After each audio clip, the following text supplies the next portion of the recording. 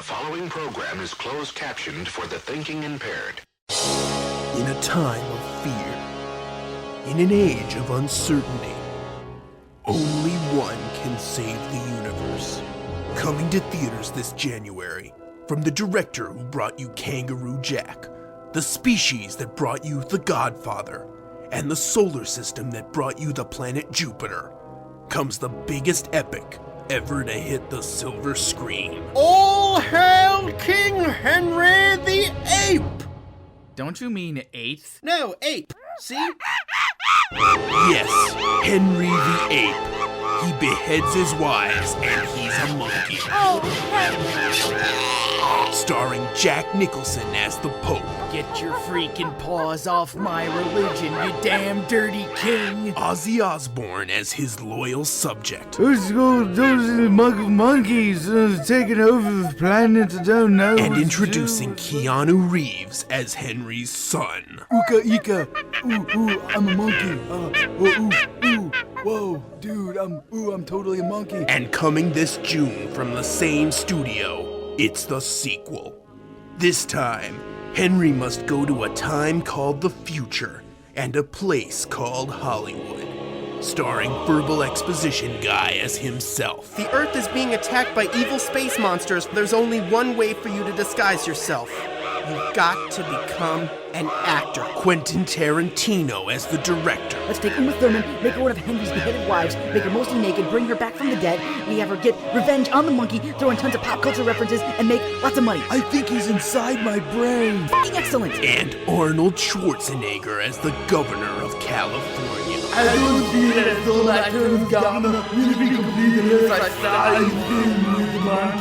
And coming this December, Henry VIII Reloaded Fellowship Episode 9 Part 6, The Chamber of Clones of the Caribbean 2. I will attempt to gain political power by terminating Henry VIII. The final conclusion to the epic trilogy. You fool! You've allowed the world to become victims to the evil space monsters! There's only one who can stop it. Aided only by the Super Pope, they must set off on a quest towards self-discovery, starring Jerry Lewis as the Super Pope. The world will be thrust into the depths of hell, oh God, burning and it hurts. Nelda as Henry the White. I used to be a monkey, and now I have come back in a whiter and therefore purer form. We don't care. Randy Macho Man Savage as the Slaughterhouse Salesman. No slaughterhouse is complete without a big freaking death machine! Ooh, yeah! And the Oscar Award-winning Sir Carrot Top as Satan. Hi, I'm Satan. Welcome to hell. Here in hell, the Weenies call long distance Weenies 1-800-CALLATTT. It's free for you and cheap for them. Why aren't you dialing that number? Dial that number. You're all stupid. That's why I think for you. Come back here. Where are you going? Critics agree. Henry VIII Reloaded Fellowship Episode 9 Part 6 The Chamber of Clones of the Caribbean 2 is the best action, adventure, comedy, musical, mystery, animated, coming-of-age, romance, foreign language, porno flick since Dude, Where's My Matrix? And Keith Phipps of the Onion AV Club calls it a film. There's no one to save. No one to save but ourselves. What about all the other people? Oh yeah. I guess they're cool too. Opening December 12th at Lingerie Everywhere. Cut! What? That's not the line. It's theaters everywhere, not lingerie. Are you sure? Yes, goddammit, now you have to do the whole thing all over again. The whole thing? Yes. Couldn't I just do that one part? No! Okay. In a time of fear, in an age of uncertainty, only one can save the cheddar cheese. Cut! What now? That's not your line either. There's no cheese. Now do it again and do it right. Fine, whatever. In a time of fear, in an age of uncertainty, only Michael Jackson can invite little boys That into does his it, you're boudoir fired. and I'll do fondle the them. announcing. Hi, my name is Gilbert. I work with a bunch of idiots. You have to go out and see the only trilogy with 8 movies in it. Why? Because you're an American. What's wrong with you? This is a song. Tony Goldmark and the great Luke Ski from Tony's album Rage Against the Mundane that was called Movie Trailer. Hi, Brain Sandwich Show number 41. And we've got more movie reviews. Oh, yes, we do. Now, first one's called The Boneyard. And what's funny about this specifically, to me, is that Jim thinks Phyllis Diller's character's name in the movie is just hysterical. Her name is Mrs. Poopinplatz. And, of course, he gets hung up on that. After The Boneyard is Terror in the Swamp, and we round it out with Cardiac Arrest. Brainboys@AOL.com is our contact address, and I will talk to you later. Adios. Are you guys watching those god-awful movies again? No, we're watching It's a Wonderful Life. That's right, with Jimmy Stewart. And Donna Reed. It's our favorite. Speaking of It's a Wonderful Life, Tori and I had a great day today. We went out in the country. Uh-huh. Yeah? And we saw wild daisies and beautiful wheat fields and gorgeous creek that went through this farm. It was great. We even saw a farmer out in his barnyard area. Boneyard. Barnyard. Boneyard. Guys, can't you hear me? I said barnyard. Yeah, boneyard. Boneyard, barnyard. I don't know what you're talking about, but all I can tell you is I've got one jackass in this house and one dumb cluck. Good night. Good night. Good night. Boy, that didn't take her long, did it, Jay? Oh, no. Is she gone, do you think? Yeah, she's gone. Ooh, wait, boy. Am I the jackass or are you the jackass? You're the jackass. No, I think you're the jackass. And you're I'm the dumb cluck. cluck. No, you're that, too. No, never mind. Oh, wait, it doesn't matter. No. It's the movie that we have tonight. That's what's important. What movie? Barnyard? No, Boneyard. Barnyard? Boneyard. That's what we've Boneyard? been saying. Boneyard, yeah. What are you talking about? Well, see, the Boneyard is this morgue, see? Yeah? That's what they call the morgue. All right. And they arrest this guy because they find these 3 starved children in his closet. Starved children? Yeah, they're like all shriveled up and dried up. We want to watch this? Well, it sounds horrible, but actually what it is, see, is that it's these things, these monsters that they've had in their family for like 2,000 years. They're Japanese or something. And when they get hungry, they come back to life, see? Yeah? And do horrible things. But that's not the best part. The best part is that at the end, there's this giant 9-foot poodle that runs around. Oh, it kills everybody. Oh, that's great. Let's put it in. Okay. They are becoming restless, harder to manage. This cycle must be stopped. You must stop them. Just who are they? Come on, one more time. They are my masters, just as they were my fathers before me and his father before him. So you and your ancestors have been retainers, then? Yes. Three centuries. It is penance generations of my family have learned to live with. A penance? For mistakes my ancestors have made. Pay attention, then maybe learn something. They involved themselves with things they did not understand. The occult? Okay, question. If these things are so feared, so powerful, why do they require mere mortals to protect them? They do not. It has been my family's responsibility, curse, to see that mankind is protected from them.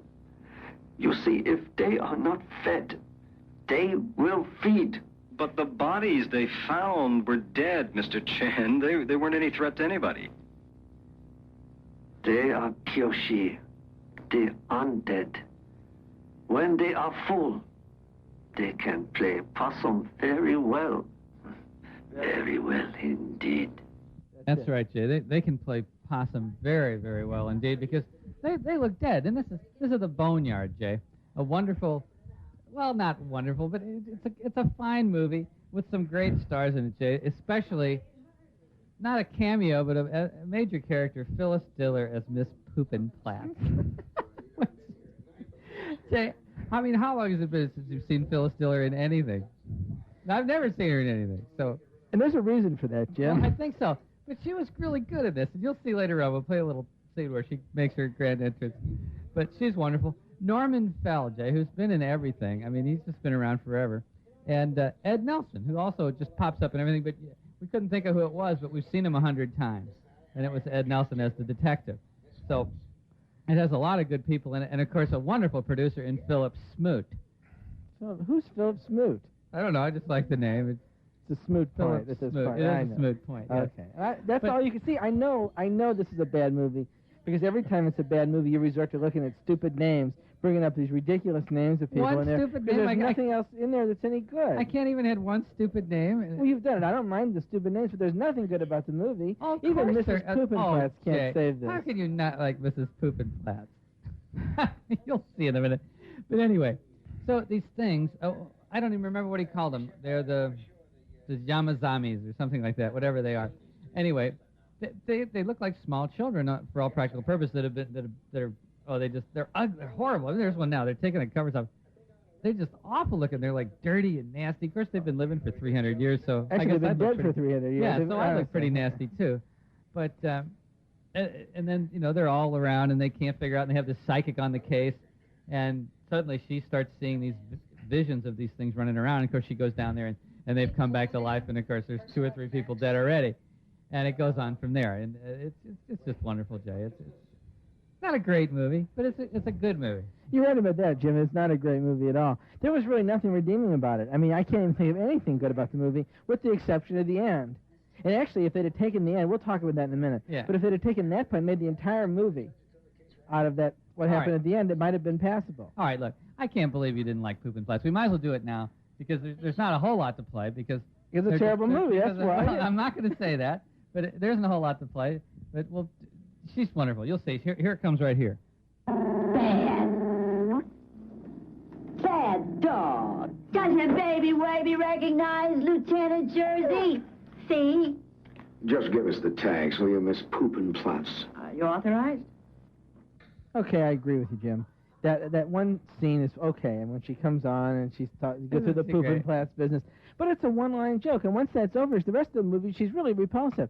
She has no wig on, by the way, which, look at that's the way her I know, hair her really is. She looks like she's had chemotherapy a lot, but Well- I think that's her hair from wearing wigs for 40 years.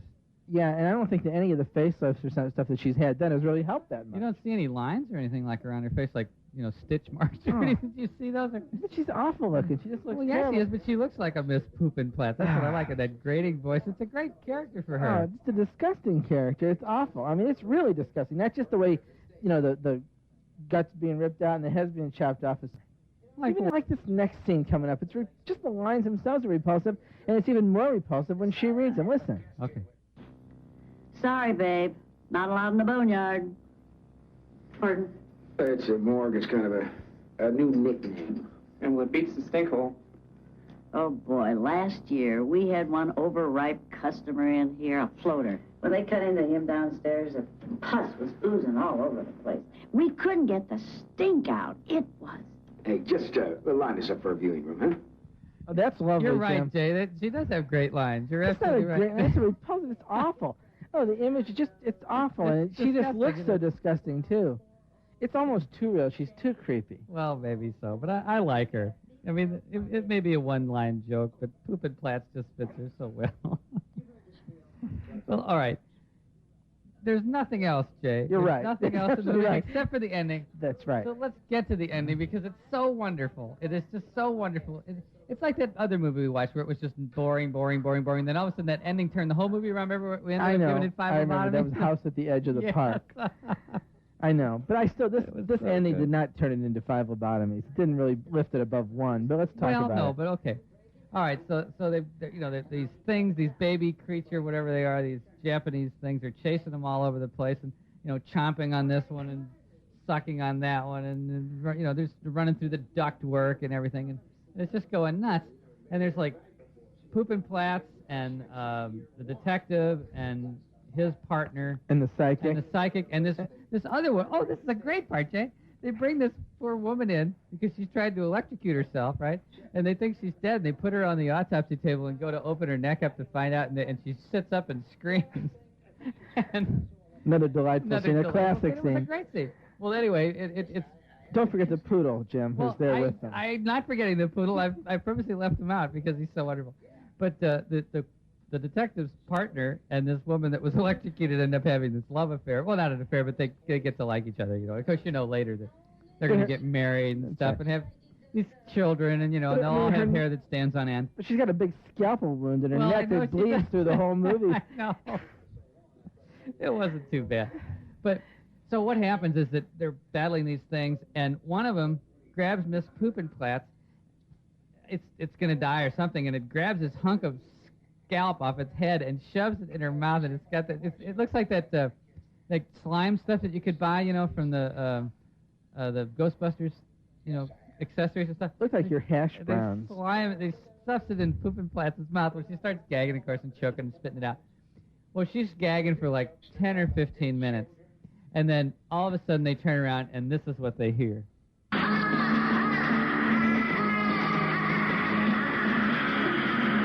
Here she is, Jay. She's like 9 feet tall. She's got these eyes bugging out of her head with the same kind of hair and these huge claws and everything. She's laughing, this maniacal laugh of hers. Just Except that she looks better in this other form. Yeah, maybe so. Maybe you're right.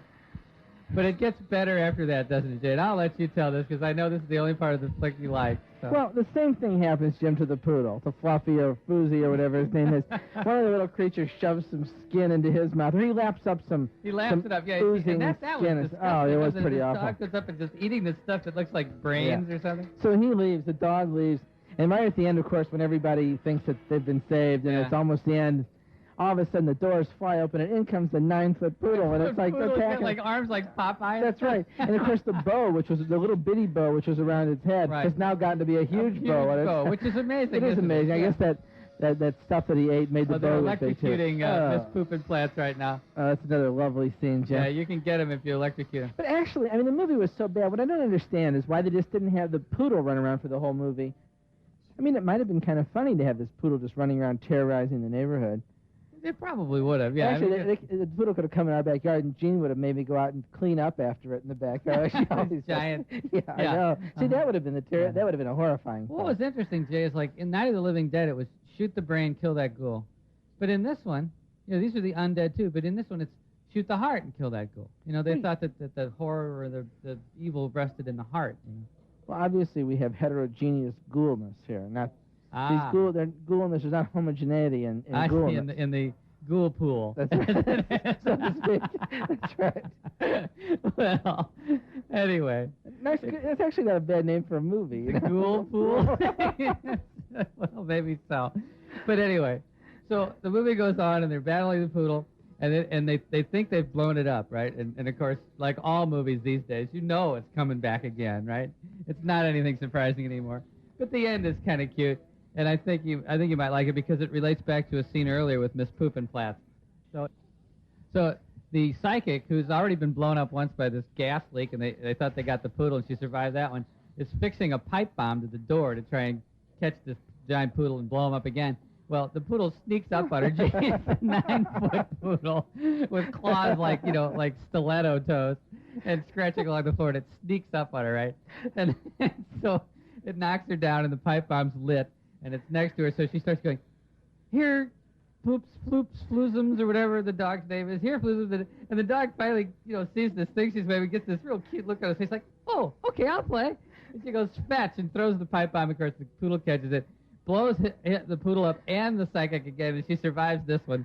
And it's all an end, and the poodle's in 9 million pieces, and it's over. So. Of course, in real life, Jim, what happens is, the first time the dog ever obeys her, that brings, she says fetch, and the dog brings it back to her, yeah. That's what happened in my life. Yeah. So, well, all in all, Jay, I mean, it wasn't a great movie. I said that from the beginning, but I'm going to give it 2.5 lobotomies. I think that the poodle scene was definitely worth that in itself. It was just so wonderful. I wonder, Jim, when they finished this movie, do you think the director said, well, let's wrap up this puppy?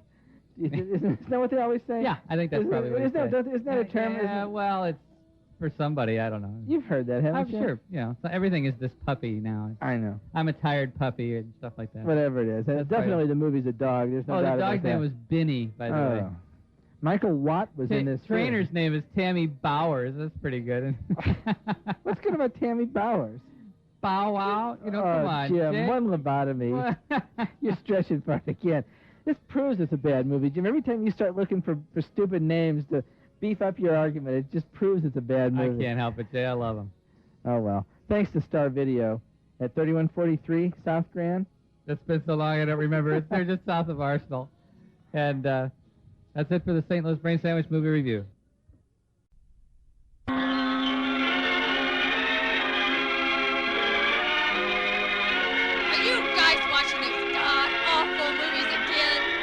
No, Gene, we're watching. It's a Wonderful Life. Oh, that's it. Yeah, I Jimmy almost Stewart forgot. and Donna Reed. I like this one. This is my favorite. Well, don't take all night doing it. I've got so much work to do. I am just swamped. Well, gee, why are you swamped? I have got to come up with a name for my girls' basketball team, and I can't decide whether it should be Gators, Bears, or the Wildcats. What do you think? I don't like any of those, Jay. No, I don't like them either. How Hey, I about, got it. How about Nutria? How about yeah, the yeah, Nutrias? the Nutrias. That'd be good. Well, what is that? Well, Nutrias are like these South American rodents that came to New Orleans with the Spaniards and then made it in the bayou with muskrats, and now they're running all over the place. Yeah, they're neat mascots. Well, but how big do they get? I don't know, what, 15, 20, 200 yeah, about pounds? 200 pounds, yeah. If you think I'm going to name my sweet little girls' team after a 200-pound rodent, you're crazy. Besides, what does that have to do with It's a Wonderful Life? Oh, Nothing. Just. Yeah, we just wanted to help. Good night. Good night, boys. She gone? Yeah, what is that all about? Jay, what Oh, are wait till you see the movie. It's a nutria, not a neutrina. Oh, I thought it was a neutrino. No, That sounds like they some really kind are. of weight loss system. No, they really are these animals that run around the bayou, except that this one gets injected by some nasty scientist, and it mutates into a 200-pound half mutant, half nutrient, and then it goes around and kills everybody. Oh, I love Let's it. put I it love in. it. All right. First one was merely a tranquilizer. This one is sodium pentothal. Will enable us to get a few truthful answers from her. I'm not sure I want to hear the truth. Sally, this is Professor Robbins. I'd like to ask you a few questions. First of all, I want you to tell me exactly what you saw at your camp today. You told someone you saw a monster. Tell me, what did it look like? A Nutra. Big. How big? 6, 7 foot. Are you sure it was a nutria? Couldn't it have been a bear? No damn bear. I ought to know. I cut it good. You cut it? Damn right. Turned me loose, too. Once again, Sally, what did it look like? Like a man.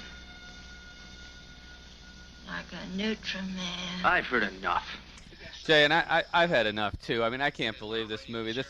This thing, we're going to see some delightful performances here, and some wonderful things that epitomize all the bad movies that we've seen so far on the Brain Sandwich Movie Review. This is Terror in the Swamp, a 1984 New World video release, filmed down in the bayous of Louisiana, and it's about this giant nutria. Now, a nutria, as we said in the opening, is this cross between some South American rodent and muskrats, and they're living in the Louisiana bayous. And these professors are injecting them to try and increase the fur trade in Louisiana and make things great. And it falls apart at the first and never gets back together toward the end. And originally, even though it's now called Terror in the Swamp, now it originally was called Nutria Man, and nobody would know what that meant anyway, so they had to change it to something. But originally it was Nutria Man. Well, Jim, call it Terror in the Swamp, call it Nutrient. Brilliant piece of minimalist filmmaking. I don't see how you could not have appreciated this. I lived in New Orleans for a number of years when I was in the service, and then went back down there for a while after I got out. Lived down there. Actually lived out in the swamps near Belle Chase for about 2 years. And actually, I went hunting nutria with some of the local Cajuns down there. And actually, no, I didn't like to kill them, but I did like hunting them, just sort of playing with the little creatures. This movie was really wonderful. It portrayed the Cajuns in a really neat way. I love the accent. The quality of production was good. The dialogue was good. It was a brilliant, not a brilliant, but certainly a novel idea. And as you mentioned, Jim, a group of scientists were attempting to create a strain of nutria which was extremely large and would produce a lot of fur, and thereby really develop the fur trade and fur industry in Louisiana. And, of course, they expected to make a lot of money out of that. Unfortunately, as often happens in movies of this type, the experiments went awry, as explained, I believe, coming up here by one of the young scientists. We simply must go to the authorities and explain. Explain? Explain what? That I mistakenly injected human hormones into nutria test subjects. They'll lynch you, you fool. Well, see, Jim, in that scene, the one young scientist confessed that he had put the hormones in the nutria and, of course, created this half-man, half-nutria creature that's killing everybody. There, of course, the other scientists, the older, wiser, supposedly wiser scientists, objected to him telling the authorities on the grounds that they might interfere with scientific progress. And we see that kind of argument going on within scientific communities all the time. Now, take, for example, Jim, the scientists searching for the double helix and the human DNA. There was so much infighting there that it actually delayed the progress in finding the DNA. And this really goes about illustrating that kind of scientific battle that goes on all the time. Oh, that's great, Jay. Yeah, now you're comparing the search for the human DNA with looking for a 7-foot rodent in the swamps of Louisiana, a mutated rodent. That's great. But, Jay, at least these people knew what they were looking for. And there's a scene coming up here. It's right at the beginning of the movie. And they tell us exactly what they think it is. You know, they have no qualms about it. They think it's something that's always in the swamp. And it's coming up right here. Hello, Pete. Pete, can you have the coroner and the sheriff meet me at the landing? Okay, Frank. I just found Dennis Cuvion over here on the copper saw. He's dead. What'd you say? I said he's dead, damn it. Mangled up pretty bad. Could have been a gator. Maybe a bear. Yeah, they know exactly what it is, Jay, and they, in fact, stick to that story about 3/4 of the way through the movie until they figure out that it's this giant nutria. Well, Jim, I mean, what do you expect from them? They're not going to immediately think it's a giant nutria. They're going to think, well, it's a denizen of the swamp, a gator, or a bear. Right. They're not going to think it's a large nutria, but there's a scene coming up here where they just talked about this. This woman is accosted by this thing. She cuts it. It's a woman that we talked about it, that we had in the opening. And then the scientist saying, oh, yeah, we're working it. Well, anyway, why am I telling you? It's coming up right here. Them poachers, that's what. She keeps mumbling about a monster with hairy claws. Says she saw a nutria big as a man. Big neutral. Man, big as a man. She's just blind drunk. Put the old bitch inside till she sobers up. We could take her into town and have a doctor help her. Yes, we could do that. She does look like she needs medical attention. Yeah, Professor, you do that. Jesse, take her over there.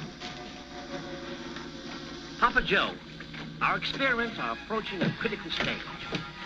We need some live specimens. What experiments?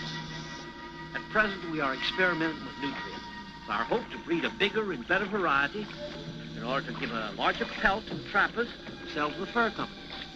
You mean a giant nutria? Something along that order. Well, I'll be damned. Anyway, Papa Joe. Yeah, Jay, he better be damned. They haven't even made the connection. You said they wouldn't know that it's a giant nutria. Now they know it's a giant nutria. This woman saw it, and this scientist is saying that he just doing the experiments, you know, just to make a little bit bigger nutria, you know. Well, this certainly is great. the scientist is not going to play up the fact that he's got a mutant 6-7 foot nutria running around the swamp. But he basically They said downplay that it. to them. Well, no, he didn't. He told them they were experimenting for the purpose of furthering the benefit of mankind, Jim. Oh, There's no Jay. big problem. There's no big deal. He's not going to go around. No scientist is going to go tell everybody that there's probably a 7-foot nutria. He's not sure. Jim, as far as the scientists are concerned, the whole thing is still in the hypothetical stage. I mean, the people in the swamps and the surrounding towns still have no idea what's going on. There's a scene coming up in which they'll show that they're just as much in the dark as to what's causing this problem as anybody is. It's coming up here in just a second. Frank, you got any idea what kind of animal did this? Beats the hell out of me, Doc. Gator? Maybe a wildcat? You can count gator out. I've done too many autopsies on gator victims. They just don't tear up a body like that. How about a wildcat? I believe it was a bear. No way it was a wildcat. And if it was a bear, he's got a set of claws you won't believe. A bear? Frank, there ain't no bear in them marshes. I don't know, Sheriff. He's got some pretty big claw marks on his face and his body. Okay, Maddox, you can take him. I'll tell you something else. Yeah. If it is a bear, it's a rogue, and it's got to be destroyed. Frank Captain Arnold here. What you got? I don't know, Captain. Cuvion's tore up pretty bad. Could be a gator, maybe a bear. Jay, these guys don't know what's going on. I mean, they're going back and forth. It could be a gator, it could be a bear, it could be a wildcat. No, maybe it's a bear. No, it must be a gator. It could be a wildcat. I don't know. Maybe it is a bear, but there ain't no bears in this part. This is terrible, Jay. I can't believe this. I mean, I'm laughing so hard. Once again, Jim, you're reaching for straws to criticize a movie that really doesn't deserve the kind of criticism you're giving it. The movie was a good movie. It's a travelogue of the bayou, an interesting movie made on admittedly a small budget, and a movie that's sprinkled liberally with doses of good humor, Jim. Oh, Oh, sure, Jay. Good humor. Yeah, here's one coming up that'll just make you slap your knee. Hey, Frank, you got a minute? Sure. Hey, me and the old lady's gonna boil up a hamper of crab Sunday. Can you make it? I don't know, Bob. Ethel wants me to take her to New Orleans to the Saints game. You two ready to tie the knot yet? Go ahead. Her husband's only been dead for a year. Well, that ain't nothing, Frank. I once knew a widow got married at the funeral. Oh, there's some good local humor for you, Jay. And that's not... Good. Actually, that's pretty funny. Oh, come on. You can't like that. That's terrible. If you like this one, you're going to love this next one. Wait till you hear this thing. It comes right after this one. Hey, Bubba, what? You know how many cages it takes to eat possum? How many? Two. Yeah. One to eat and one to watch the road for cars. Yeah, Jay. That's really nice. Come on. Why does it tickles my funny bone? I know. It's just been you very seldom hear derogatory Cajun humor, but there it is, right on the screen here in front of us. This is just horrible, Jay. Jim, your sense of humor is just at a low ebb this evening. That's all.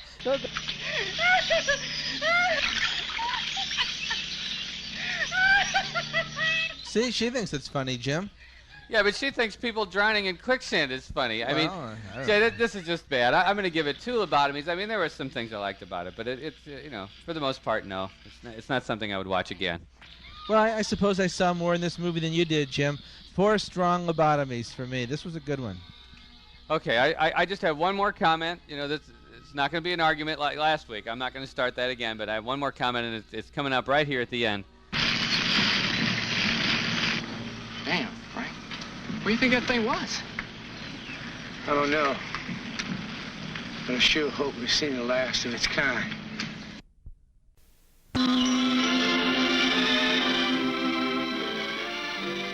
Are you guys watching those darn awful movies again? No, Gene, we're watching It's a Wonderful Life, huh, Jay? With Jimmy Stewart. And Donna Reed? It's our favorite. I'm not even going to argue with you guys tonight. I've got a paper to work on upstairs. Fine. Enjoy it. I hope you like it. I'm going upstairs to work, okay? Good night. Okay, good night. She gone? Yeah, I think so. Oh, God. She fell for that one. She gets it every time. We get her every time. I'm glad she doesn't know what we're really going to watch. we got this great movie tonight, and she doesn't even know we're going to watch it. What are you laughing about? What are you laughing about? Oh, it's so touching. It's a touching movie, Gene. We're just crying a little bit here. It That's touches all. my heart What are you doing whenever back I down? think of him getting his wings. Why did you come back down, dear? You guys were laughing. No, we were not us. crying. We were. It pulls my heart right out when I see that scene. It's so touching. It tugs on my heartstrings. It just tears the heart right out, and we can sell it for $250,000 on the black market. What? Oh no! I mean, What are it you just tugs talking my about? heart out. It just tugs my heart out, and it's a wonderful movie. It's a great movie, Gene. It We is. love this movie. Okay, guys, here's the box of Kleenex. Good night. Thank you, Gene. Night. 9. She gone? Yeah, she's Oh, gone. God. Oh, we almost got What caught do you got? What is it? Well, it's this movie called Cardiac Arrest, Jay, and that's exactly what it's about. It's about this guy who goes around and he starts cutting out these people's hearts, and so that he can. We don't really know what he's doing it for, but we know later on what he's doing it for. But basically, all he's doing is just going around and he kills everybody. Oh, good. Yeah, Let's so we're gonna put put it in. Come on. Good evening, I'm Dave McElhatton. Although we do not have official confirmation from the police department at this hour, we do have inside information on the city's latest murder victim. The third of those bizarre killings that the police have been calling the missing heart murders. Our reporter on the scene earlier tonight wasn't able to learn much in this attempted interview with Detective Clancy Higgins, who is in charge of the investigation. No comment. I think I have a comment, Jim. The comment is that this is probably the worst movie I've ever seen, ever. The worst movie you've ever picked up. I don't know where you ever found this thing. Well, I know where you found it. It's not their fault. You're the one that went up and got it. It's Cardiac Arrest. I beg to differ. You're the one who brought it here. No, you brought it. No, you brought it here. No. Hey, Well, look, who's we've gotten confused because we've had it here 3 times, and we're just now getting around to review it. Wait you a brought minute. it the first time. We slept through it the first 3 times. Okay, But you brought let it me the finish first time. here. Okay. It's Cardiac Arrest. It's a movie apparently made in the 70s, I would say, around the San Francisco area. And it stars a lady who looks like Zazu Pitts, but isn't Zazu Pitts, and a couple of people that I've never heard of before, including Michael Chan, who I don't think has gone on to have an illustrious career unless he looks like somebody else now, and Max Gale from the Barney Miller series. And I really can't tell whether this movie predates that Barney Miller or not. You said that it doesn't look like that, but I think he looks different, and I don't really know. I can't even imagine when this movie was made. Anyway, the premise is one of well, it's complicated, Jim. Somebody's running around San Francisco, and he's removing hearts from innocent victims, and what he does with them, gee, I don't know. We can't figure that out. We never know what's going on. The movie's completely muddled from beginning to end. We never really find out, except that we know that he's trying to sell one of the hearts for a transplant. How he finds out who needs the transplants, I don't know. How he finds out that the heart's compatible, I don't know. How they ever made this movie and released it, I don't know. I do. Yeah. I know, Jay. Well, tell me, Jim. And I'm going to tell you, it's obvious you slept through this movie, Jay, because the plot was very easily followable. Basically, what was happening is they were finding these bodies, and the hearts were surgically removed by someone that was surgically deft, and knew what he was doing. But and it goes through, and finally it turns out that it's the ambulance guy who's providing these hearts by means of stealing records, changing them, switching bodies in the midterm. Then he puts them in the hospital. They switch them again. They switch the records. They put the guy's name in the one side. They pull it out the other side. Then they got a heart. Then they put this person's name up to the beginning of the list, and then so that they can get a heart, so that he's got a fresh heart that's been actually taken out by a real doctor. And then they pay him a bunch of money, and he goes and lives in Florida.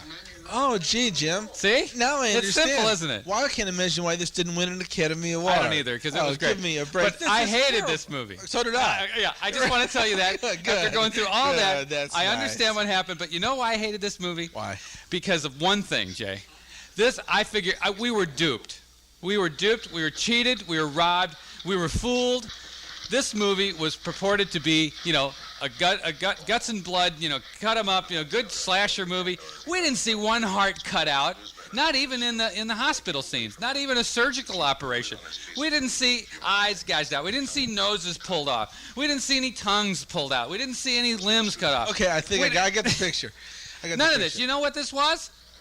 What? This was a detective movie. That's all it was. All we saw was a little blood on the sheets, and that was it. A detective movie under the guise of one of our favorite kind of movies here on the Brain Sandwich Video Movie Review. Jim, see, I thought... And I'm incensed. See, I thought it was wonderful because of that very reason. There was no blood. There were no guts. This was a gentle movie in a sense. A gentler and kindler movie. It was a gentler and kindlier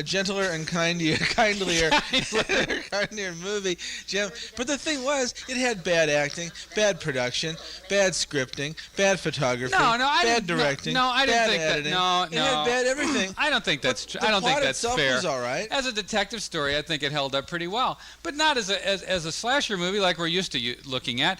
And they've got it right in the rack along with all the other horror movies like Blood-Sucking Freaks and the Texas Chainsaw Massacre. That other than it was as a detective movie, I didn't mind it too much. But we weren't looking for a detective movie. We were looking for a slasher movie. Well, I don't know. I mean, it's still I hated the movie, but I hated it because it was a badly made movie. There was nothing good about it at all. Well, actually, I shouldn't say that. Yeah, I disagree with you because there's something coming up here that I think is kind of fun. Well, it's let me just say, fun. There were a couple of. It started out. It had some potential, Jim. They had a guy named Walker, who was a character Walker in this movie, who was played by somebody named Wheeler. I thought that was kind of clever. And then that person whose name was Fish, who keeps appearing in these movies all the time. Fish was in here too. It's like Georgia Fish or Helen Fish or something like that. She was in this again. She's been in a lot of these movies. And this is obviously a cop story. Wasn't there somebody named Cop? That's right. There was a guy named Cop. The producer was named Ned Cop. That should have given away that it was a detective story. And the editor was John Nutt. Jim, that's with 2 T's. So it did have some element of interest in the production angle, but none of these people did an adequate job. It was just a badly made movie. It was a terrible movie. I'm glad it didn't have all the blood and guts. I mean, actually, you're right though. They were trying to dupe us because the box that it came in showed this guy holding up this extracted heart in his hands and holding it up and showing it to you. And no way did that ever occur. No. A little Like you said, a little I think spot we of have blood. lawsuit material here, Jay. No, I don't know if we can go that far, Jim, but it wasn't a very good movie. But really, before we miss it, there's a couple scenes coming up here that I thought was nice, and that the movie gave good advice. I must say that it was good advice, and they stuck to their stories always. The first little bit of good advice is coming up right here, and it's about an everyday, ordinary thing like shopping. I think you'll enjoy this. You know, my wife and I figured out you should always keep your shopping down to 1 day a week. That way you save money. You make a list and you stick to it. You don't, you know. Figured that out, huh? Hold on. Yeah, gotta hold on. Wait a minute. I gotta back up. Yeah. A second. Keep an eye on him. Listen, wait a second. I'll tell you what. What? Why don't I just go in and, No, wait a minute. I pick gotta up go an- in and keep an I eye gotta on go him. in and shop, okay? Shop? My wife forgot a couple things. You just gave me the lecture about... I know. Just don't worry about it. See, Jay, I mean, that's good advice. You know, at least the movie has something in it that we can draw from it, and, you know, we have good advice about shopping. Don't you think that's worth something? I guess so, Jim. I got another one. I'm speechless, Jim. I got know what to another say. one.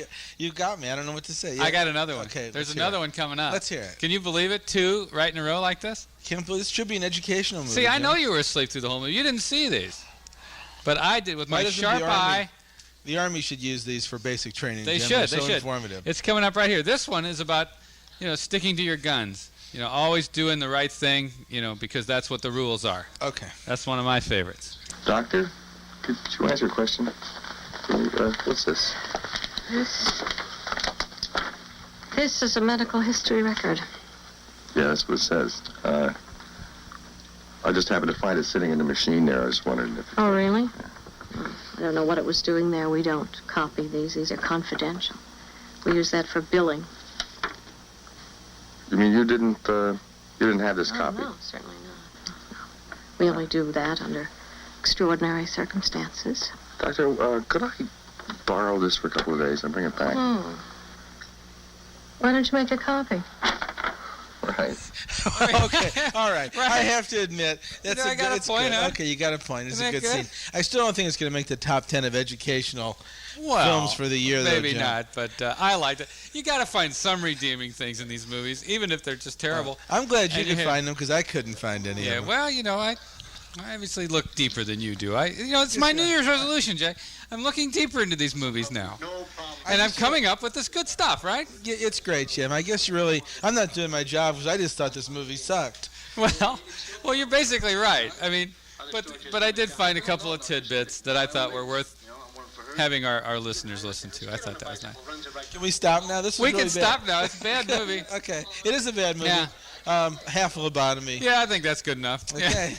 Well, that's it. St. Louis Brain Sandwich video review. Who are we thanking? Metro Video, 4491 Forest Park Boulevard. Thank you to Metro. Right. So long. Bye.